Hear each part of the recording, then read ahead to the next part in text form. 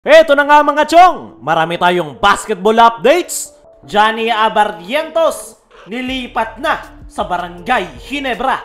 Ano na nga ba ang susunod na plano ni Coach Tim sa Gilas, Pilipinas? Ngayon nga natapos na ang kampanya ng ating national team sa FIBA Asia matapos silang padapain ng powerhouse team na Australia. Ay marami ang nagtatanong, ano na nga ba ang susunod na plano sa Gilas, Pilipinas? Magkakaroon nga ba ng pagbabago dahil sa hindi nila magandang performance kontra Taipei at New Zealand? Sa ngayon, marami ang nagsasabi na dapat daw baguhin ang Gilas, Pilipinas. May ilang mga nagsasabi na magdagdag ng mga bagong players. May ilan pa na nagsasabi na si Coach Tim Cone na raw ang palitan dahil hindi raw uubra yung triangle offense nito sa international stage. Pero ano nga ba talaga ang plano ng Gilas, Pilipinas?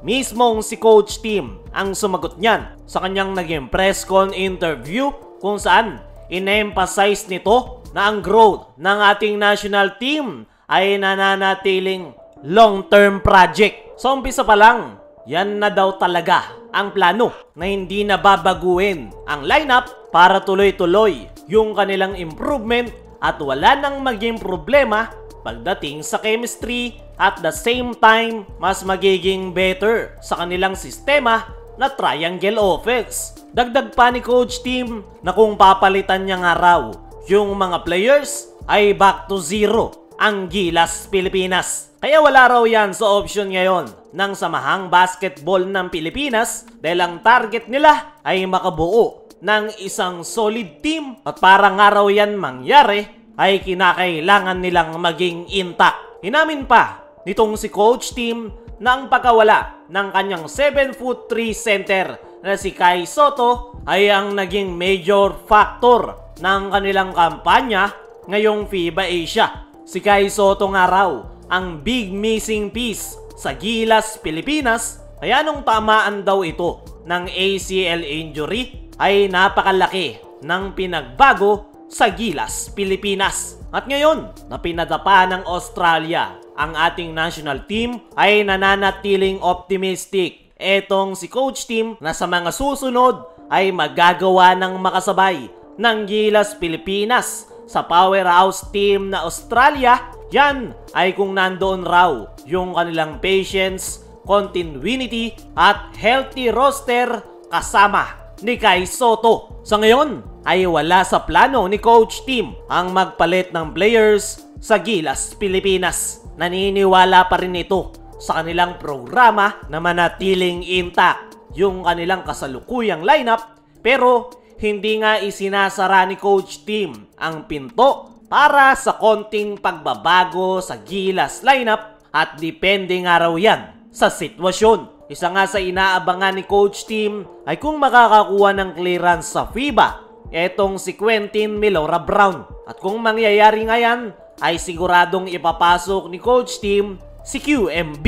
Para sa akin mga chong ay okay naman yung lineup ng Gilas, Pilipinas. Talagang namoroblema lang sila sa pagkawala ni Kai Sotto dahil hanggang sa ngayon ay nagre-recover pa rin ito sa kanyang ACL injury. Pero kung titingnan nyo, nung naglalaro pa si Kai ay napakataas ng level ng ating national team kung saan ilang mga bigating teams ang ating tinalo gaya na lang ng Latvia.